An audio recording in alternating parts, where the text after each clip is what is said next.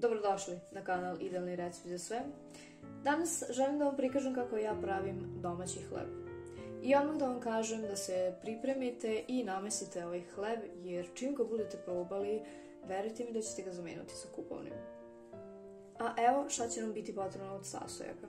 Biće potrebno 25 g svežeg kvasca ili 7 g suvog kvasca ako ne preferirate svež. Biće potrebno 10 supenih kašika ulja, to je 45 ml. Biće potrebno 15 g soli, 25 do 30 g kristal šećera, 300 ml mlake vode.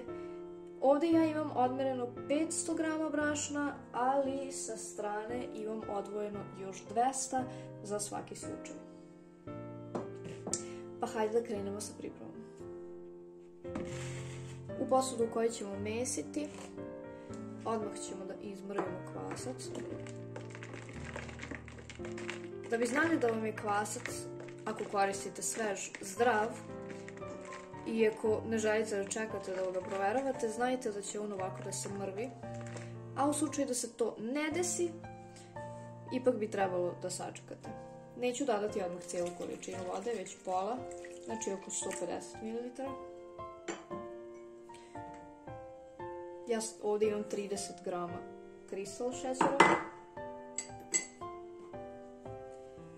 i dodat ću jednu supenu kašiku brašna.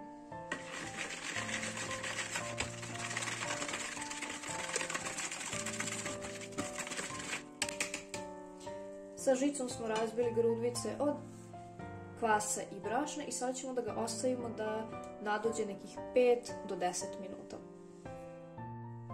Kvasac je spreman, vidite kako se lepo podigao.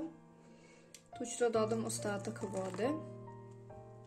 Gledajte da vam voda bude mlaka i dalje, znači da se ne ohladi. Zagrejte je ponovo. Dodajem ulje.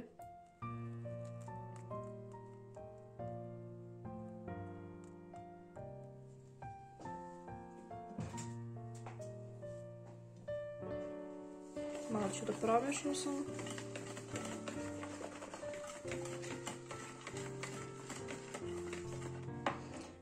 I sada ću postepeno dodajem brašno.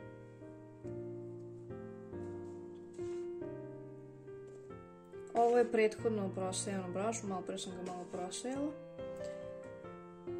A vi ako to ne budete uradili, prosejavajte svaki put kada sipate brašno u posudu.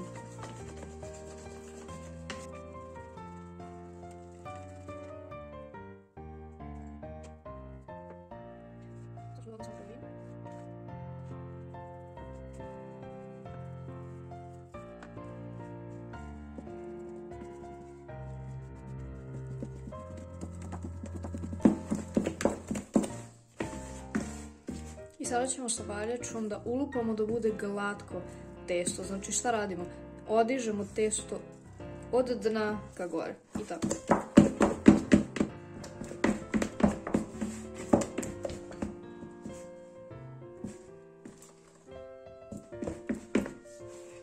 Evo kako testo treba sada da izgleda.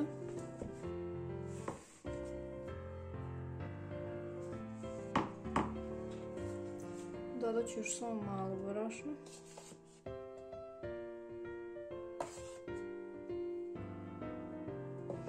I na to ću onda da dodam sol. Samo malkice preko toga. Tamo ostalo za premisu. Lagano samo promešati i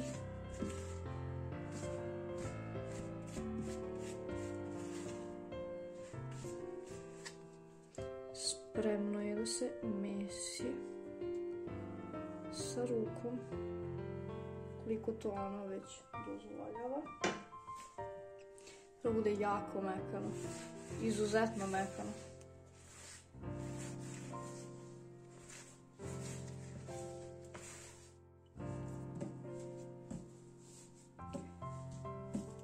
Te testo treba da vam bude jako mekano, jako, da jedva da ga dodirnete, a on se već formira nekako.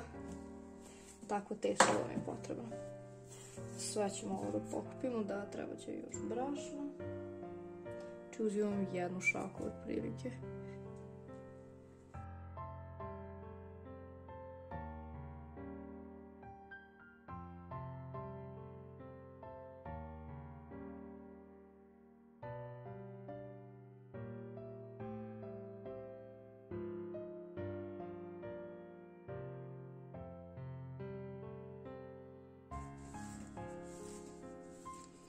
I evo nas, stigli smo do kraja. Evo kako treba bude glatko testo.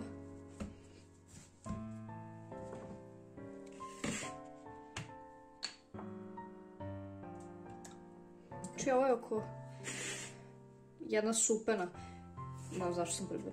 Znači možete to da uradite ovde kao pomoć. A možete i na radnoj površini. Ja ću da se ipak poslužim s ovim.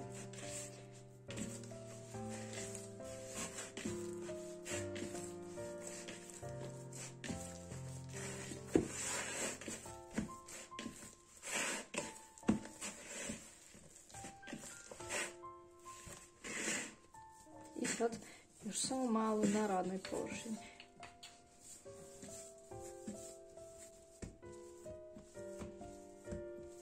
Evo ga. Ovo peremo, a hlebić nam odmara 1 sat, nikako manje. Pa se vidimo. Prošlo je sat vremena i 10 minuta kod mene. Sada ćemo da ga premesimo, ovako sa prstima ćemo prvo da ga izbockamo.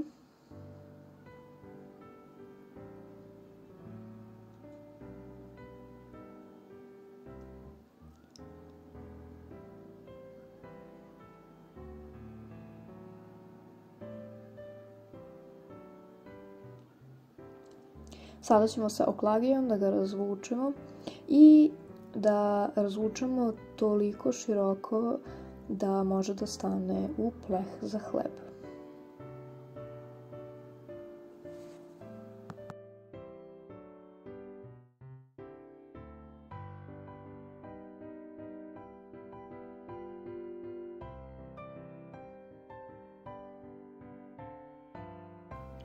Ovako kada smo razvukli na širinu pleha, pleh ćemo da premažemo sa uljem i da ga pobrašnimo.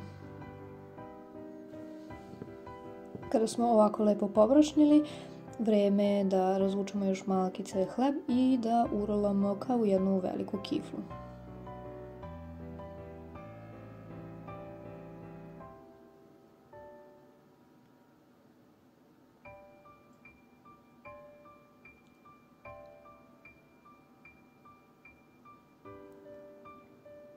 Sada odmara u plehu sve dok ne bude poduplao svoju veličinu. To može biti od 30 do 40 minuta. Možete sa nožom ovako da napravite ove rezove, a i ne morate, može da bude potpuno ravan. Ali meni ovako izgleda malo zanimljivije. Sada ćemo da ga premažemo sa uljem, prekrivamo sa krpom i ostavljamo ga da odmara. A kada bude odmorio i kada se lepo bude povećao, pečemo ga na 160 stepeni oko 45 do 55 minuta.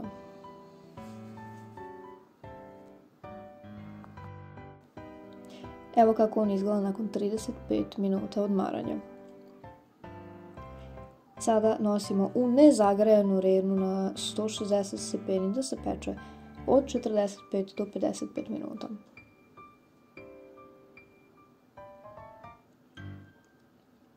Evo ga, naš hleb je pečen, presavršeni.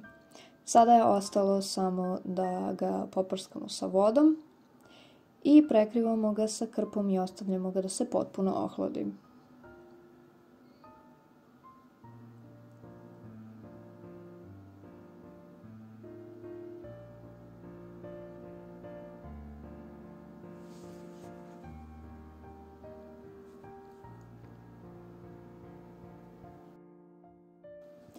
Vreme je da probamo naš hleb. Vreme je za ručak i vreme je da serviramo. Pogledajte samo koliko je on mekan, a miris ne mogu da vam prenesem. Jedino da ga vi namestite i naravno, onda će vam biti sasvim jasno zbog čega je ovaj hleb najlepši. Domaće ne može da zameni nikakav kupovni hleb. Nikada. Nadam se da ste uživali u ovom receptu i nadam se da sam vam pomogla oko jednog idealnog recepta za domaći hleb. Zaista ne treba puno vremena oko njega, ne treba nešto ni specijalno truda. Nadam se da ćete probati da ga namestite, a ako ga namestite pošaljite mi vaše fotografije na Instagram nalogu. Pisani recept i linkove i sve što bi trebali da znate se nalaze u deskripciji ispod ovog videa. Ako ste uživali u ovom videu, ostavite mi jedan like, komentarišite mi, podelite ovaj video sa vašim prijateljima, porodicom, komšijama, sa kim god želite. Ja vam želim divan i uspešan dan. Doviđenja!